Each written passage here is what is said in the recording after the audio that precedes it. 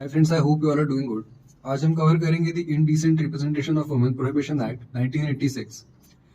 Video start करने से पहले मैं आपको बता दूं, I was lucky enough to find a PDF on the website of high court of Tripura, और उसी से मैंने नोट्स लिए हैं। केस लॉ भी अधिकतर उसमें से ही रिट्रीव करे हैं। आप चाहे तो मैं आपको उस पीडीएफ की लिंक भेज दूंगा, you can read that also. ये जो एक्ट है, जैसे कि आप नाम से ही समझ पा रहे होंगे, इसका पर्पस यही है कि किसी भी publication, advertisement, writing, painting, figure या किसी भी तरह से विमेन का इनडिसेंट रिप्रेजेंटेशन रोकना। इसकी एनफोर्समेंट डेट है 2 अक्टूबर 1987 और सिर्फ 10 सेक्शन से इस एक्ट में, छोटा सा एक्ट है। हमारी कंट्री में जो ऑब्सिनिटी से रिलेटेड प्रोविजंस बनाए गए हैं वो आईपीसी के 3 सेक्शंस में दिए हैं, 292, 293 एंड 294। आइए हम एक नजर मारें ये क्या कहते हैं। आईपीसी 292 कहता है कि किसी भी तरह की ऑब्सीन बुक्स या कंटेंट के सेल करने पे 5 इयर्स तक का इम्प्रिजनमेंट हो सकता है। 293 में दिया है कि ऐसे ही कंटेंट का सेल करना, अगर किसी यंग पर्सन को सेल किया जा रहा है that is under as of 20 years, उस केस में 7 इयर्स तक का इम्प्रिजनमेंट है। और 294 किसी भी तरह का ऑब्सीन एक्ट, सॉन्ग्स या कुछ पब्लिक डिस्प्ले ऑफ अफेक्शन भी हो सकता है। ऐसा कुछ एक्ट करना पब्लिक में जो दूसरों को अनॉय कर रहा है, उस केस में अप टू 3 मंथ्स का पनिशमेंट है, और इन सब में फाइन का भी प्रोविजन है। इसके बावजूद हमारी कंट्री में रिक्वायरमेंट थी कि जो इंडिसेंट रिप्रेजेंटेशन है विमेन का, उसको लेके एक स्पेशल लॉ बनाया जाए, ताकि जो विमेन के ऊपर नेगेटिव उनका पोर्ट्रेल हो रहा है और जो पब्लिक मॉरलिटी खराब हो रही है, उसे रोका जा सके। इसके सेलिएंट फीचर्स आप एक बार रीड कर सकते हैं, लेकिन हम सारे प्रोविजन आगे पढ़ने जा ही रहे हैं। So let's begin. बट आपको ये भी बता दूं कि ये जो पर्टिकुलर एक्ट है, ये सिर्फ विमेन की बात करता है। जैसे कि आईपीसी में जेंडर स्पेसिफिक नहीं है, कुछ भी ऑब्सीन कंटेंट हो सकता है, वल्गैरिटी सिर्फ विमेन तक लिमिटेड नहीं है। लेकिन ये जो एक्ट है, ये पर्टिकुलरली विमेन की बात करता है। कुछ केस लॉ से हम और समझेंगे इसका ऑब्जेक्टिव क्या है। कि फॉलोइंग केस में सुप्रीम कोर्ट ने कहा था कि इस एक्ट का ऑब्जेक्टिव है कि ऐसे एडवर्टाइजर्स या पब्लिशर जो कि विमेन को इंडिसेंट मैनर में पोर्ट्रे कर रहे हैं, गलत तरीके से कुछ ऑब्सीन कंटेंट दिखा रहे हैं, उनको पिनलाइज करना है। लेकिन इनको, इस एक्ट को ऐसे पर्सन के अगेंस्ट नहीं यूज किया जा सकता जो कि सिर्फ एक स्टेटमेंट दे रहे हैं। इस केस में जैसा था कि प्री मैरिटल सेक्स के रिगार्डिंग एक स्टेटमेंट दिया गया है, उसके सोशल एक्सेप्टेंस की बात की है। ऐसे पर्सन को पिनलाइज नहीं किया जा सकता। हमें थोड़ा ओपन माइंडेड भी रहना है। ये फॉलोइंग केस में सुप्रीम कोर्ट ने कहा था कि nudity alone is not enough to make a material legally obscene. जरूरी नहीं है कि जहां विमेन का बॉडी का कुछ पार्ट दिखा है, कुछ न्यूडिटी दिखाई है, वो चीज ऑब्सीन ही हो, अभद्र ही हो। जो स्टैंडर्ड है जज करने का, हमें देखना है कि जो ऑर्डिनरी इंसान है, कोई कॉमन आदमी है, उस पर ऐसे रिप्रेजेंटेशन का क्या इफेक्ट होगा, और ना ही किसी हाइपर सेंसिटिव मैन। समाज में हर इंसान की अलग अलग सोच रहती है, अलग अलग सेंसिटिवनेस होती है किसी चीज को एक्सेप्ट करने की। हम अगर बहुत ज्यादा ही सेंसिटिव रहे इस मामले में, तो हमारा समाज एक पिछड़ी सोच वाला रहेगा, हम आगे नहीं बढ़ पाएंगे। तो हमें एक लाइन ड्रॉ करनी है कि ऑब्सीन क्या है और ओपन माइंडेडनेस क्या है। इसी केस में सुप्रीम कोर्ट ने यह भी कहा कि जहां कोई पब्लिकेशन है, कुछ कंटेंट हम देख रहे हैं, तो हमें दोनों तरीके से देखना है। जो पब्लिकेशन है उसे एज अ होल भी जज करना है, और जो पर्टिकुलर पार्ट है जो ऐसा ऑब्सीन लग रहा है, वो भी जज करना है। हो सकता है कि मान लीजिए कोई मैगजीन हो, उसमें आर्टिकल हो, उस आर्टिकल की 2 लाइन किसी को ऑब्सीन लगती हैं, लेकिन अगर आप वो पूरा आर्टिकल पढ़ें, हो सकता है that would be a tasteful commentary और टेस्टफुल लिटरेचर। तो हमें दोनों चीजें ध्यान रखनी है। इस केस लॉ में कहा गया कि हर पोर्ट्रेल को हमें ये ध्यान रख के देखना है कि वो किस रिलेशन में पब्लिश किया जा रहा है, जो पोर्ट्रेल है वो किस तरह से और किस पर्पस के लिए किया जा रहा है। जहाँ पे न्यूड या सेमी न्यूड पिक्चर किसी वुमेन की पब्लिश की जाती है सिर्फ इस पर्पस से कि रीडर्स को, ज्यादा से ज्यादा रीडर्स को अट्रैक्ट किया जाए, ऐसे केस में डेफिनेटली 292 सेक्शन आईपीसी का अट्रैक्ट होता है और इस एक्ट के अंदर भी, इस एक्ट के दायरे में भी ऐसा पब्लिकेशन आएगा। Now let's begin with the act. इसका जो फर्स्ट सेक्शन है वो short title, extend and commencement बताता है। नाम हमें पता ही है, it extends to whole of India, और डेट ऑफ एनफोर्समेंट भी मैं आपको बता चुका हूं। नाउ सेक्शन 2 में कुछ डेफिनेशंस दी गई है। फर्स्ट डेफिनेशन है एडवर्टीजमेंट। तो एडवर्टीजमेंट में इंक्लूडेड है नोटिस, सर्कुलर, लेबल, रैपर और अदर डॉक्यूमेंट। आप कोई प्रोडक्ट खरीदते हैं, कोई मान लीजिए कोल्ड ड्रिंक खरीदते हैं या फिर कुछ पैकेज फूड आइटम खरीदते हैं, उसके ऊपर जो लेबल या रैपर है वो भी एडवर्टीजमेंट के अंदर ही फॉल करेगा, उसे भी जज किया जाएगा। एंड एडवर्टीजमेंट ऑल्सो इंक्लूड कोई भी ऐसा विजुअल रिप्रेजेंटेशन, भले ही वो लाइट, साउंड, स्मोक या गैस के द्वारा किया गया हो। देन डिस्ट्रीब्यूशन इंक्लूड्स जहां पे फ्री सैंपल बांटे जा रहे हैं। इसके अलावा जो इनडिसेंट रिप्रेजेंटेशन ऑफ वुमेन है, जिसपे ही पूरा एक्ट बना, ये डेफिनेशन ही कहती है कि इनडिसेंट रिप्रेजेंटेशन ऑफ वुमेन होता है वुमेन का डिपिक्शन किसी भी मैनर में जहां उनका फिगर, फॉर्म, बॉडी या कुछ भी पार्ट ऐसा दिखाया जा रहा है जिसका वुमेन के ऊपर डेरोगेटिंग इफेक्ट रहे, इंडिसेंट है वो कंटेंट। एंड सेकेंडली पब्लिक के ऊपर, पब्लिक मोरालिटी के ऊपर गलत इफेक्ट हो, जिसका जो करप्ट करे पब्लिक का माइंड। देन लेबल की डेफिनेशन दी गई है। जैसा कि मैं आपको बता ही चुका हूं, label means any written, marked, stamp, printed और graphic matter affixed to or appearing on any package. A package includes box, carton, tin और other container. Then जो लास्ट इसमें F में डेफिनेशन दी गई है वो प्रिस्क्राइब्ड क्या है? Prescribed means the rules prescribed under this act. अब हम आगे बढ़े। सेक्शन 3 कहता है no person shall publish or cause to be published or arrange or take part in publication or exhibition of any advertisement which contains indecent representation of women in any form.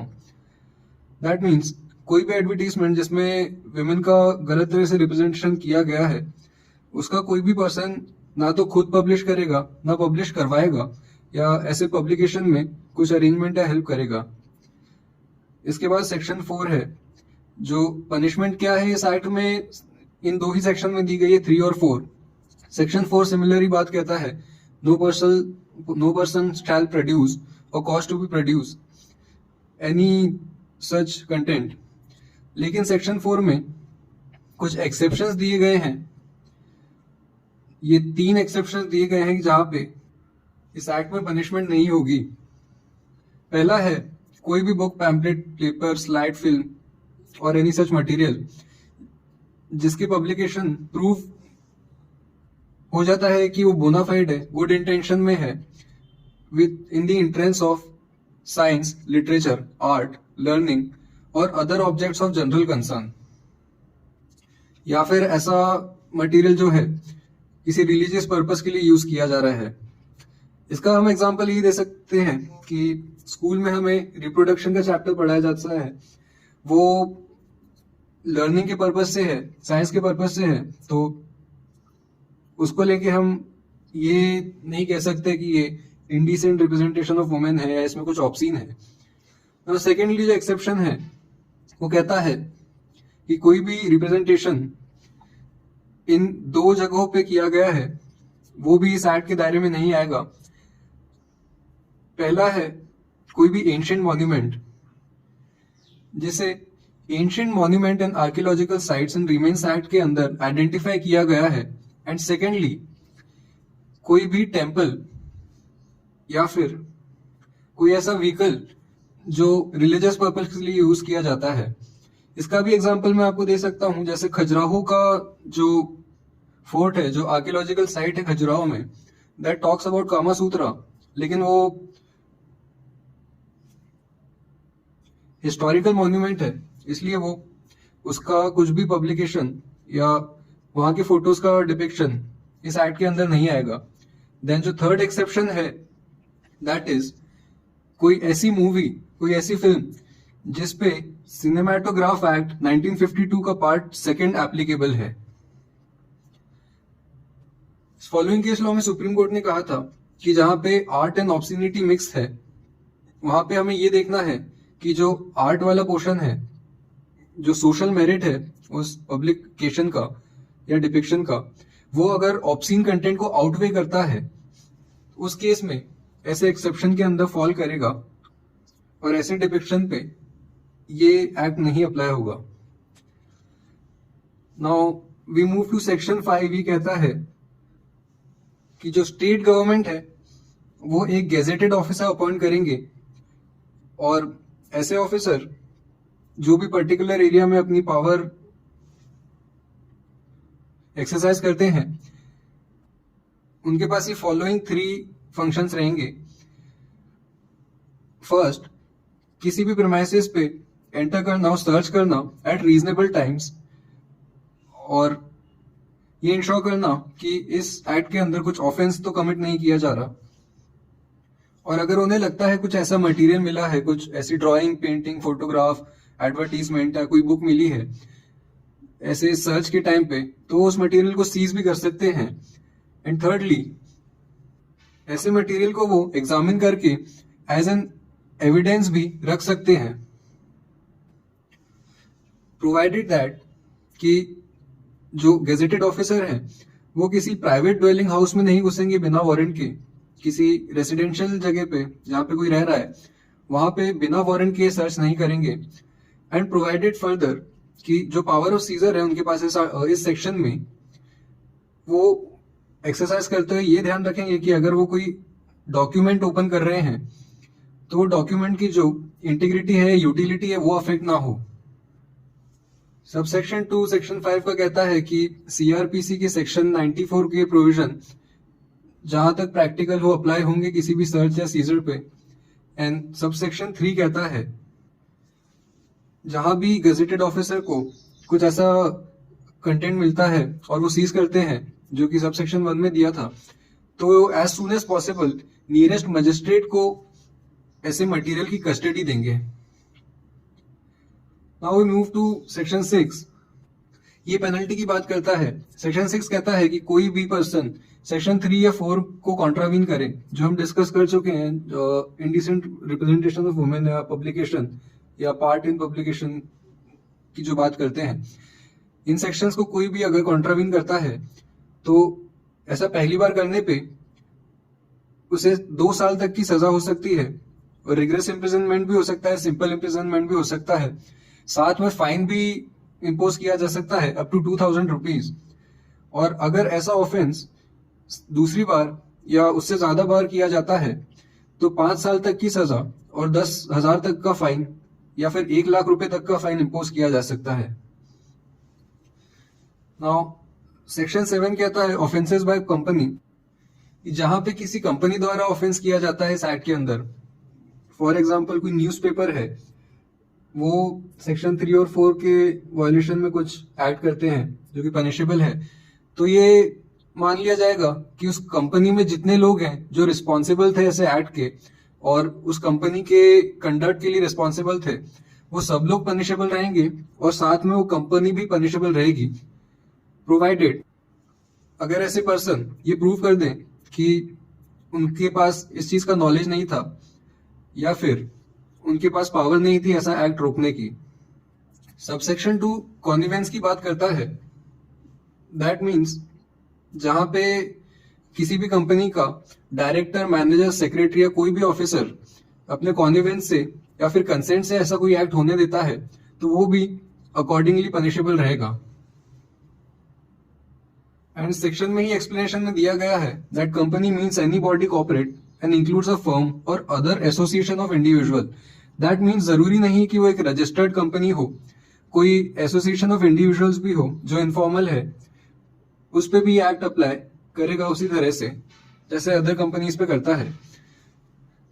And director includes a partner in a firm. अब इसमें कुछ case laws है हमारे पास municipal corporation Delhi versus भगवान दास के case में ये held किया गया कि ये सेक्शन से एक वैकेरियस लायबिलिटी आ जाती है। दैट मीन्स किसी और के नेग्लिजेंस के कारण खुद पे ब्लेम आना। अगर कोई ऐसी वैकेरियस लायबिलिटी में कॉनिवेंस या क्रिमिनल नेग्लिजेंस के कारण ऐसे एक्ट को होने देता है, ऐसे पब्लिकेशन को होने देता है, तो वो भी लायबल रहेगा, ऐसे ऑफेंस के लिए वो पनिशेबल रहेगा। यहाँ 2 केस लॉ और मैंने मेंशन किए हैं, लेकिन ये इस टॉपिक से इतना रेलेवेंस नहीं लगते, आप चाहे तो एक बार रीड कर सकते हैं। Municipal corporation Delhi versus Krishna Chand में ये हेल्ड किया गया कि जहां कोई कंपनी एक्विट होती है किसी भी रीजन से, दैट डजंट मीन कि जितने पर्सन है कंपनी में जो बिजनेस कंडक्ट करने के लिए रिस्पॉन्सिबल थे, उन्हें सबको ही गिल्टी मान लिया जाए बिना ये देखे कि उस एक्ट में उनका कोई इन्वॉल्वमेंट था या नहीं था। तो सेक्शन 8 कहता है कि इस एक्ट के अंदर जितने भी ऑफेंस हैं बेलेबल रहेंगे, लेकिन कॉग्निजेबल रहेंगे। आप लोग जानते ही होंगे कॉग्निजेबल का मतलब होता है बिना वारंट के अरेस्ट करने की पावर। देन सेक्शन 9 एक प्रोटेक्शन है स्टेट गवर्नमेंट और स्टेट गवर्नमेंट के ऑफिशियल्स के ऊपर, साथ ही सेंट्रल गवर्नमेंट और सेंट्रल गवर्नमेंट के ऑफिशियल्स के ऊपर, कि अगर वो किसी भी एक्ट को करते हैं गुड फेथ में, तो वो इस एक्ट के अंदर फॉल नहीं करेगा। लास्ट सेक्शन जो है सेक्शन 10, दैट सेज कि सेंट्रल गवर्नमेंट के पास पावर रहेगी वो नोटिफिकेशन के द्वारा ऑफिशियल गैजेट में इस एक्ट से रिलेटेड रूल्स नोटिफाई करें। ऐसे रूल हो सकते हैं कि सीजर कैसे किया जाए, या कुछ भी एडवर्टीजमेंट या आर्टिकल सर्च करते हैं तो सीज करने का क्या प्रोसीजर फॉलो किया जाएगा। एंड सब सेक्शन 3 कहता है कि ऐसे रूल्स कभी बनाए जाएंगे तो उन्हें ले कैसे करेंगे, पार्लियामेंट के दोनों हाउसेस के अंदर। हम एक बार समराइज कर ले हमने क्या क्या पढ़ा है। फर्स्टली हमने इंट्रोडक्शन में एम्स देखा, ऑब्जेक्टिव देखा, एक्ट का क्या पर्पस था, और इन्फोर्समेंट डेट देखी। देन आईपीसी के प्रोविजन देखे 292, 293 एंड 294। डेफिनेशंस कवर की हमने, इस एक्ट के अंदर क्राइम क्या क्या है, व्हाट इज पनिशेबल जो सेक्शन 3 और 4 में दिया गया है, और उसमें जो एक्सेप्शन देखे वो भी पढ़े हमने। देन गेजेटेड ऑफिसर हमने कवर किया and power of the gazetted officer to search and enter. Then punishment देखी, ऑफेंस बाय कंपनी कवर किया, and protection to government officials. ये सब हमने आज इस वीडियो में कवर किया। आई होप आपको समझ आया होगा। Thanks for watching, good bye.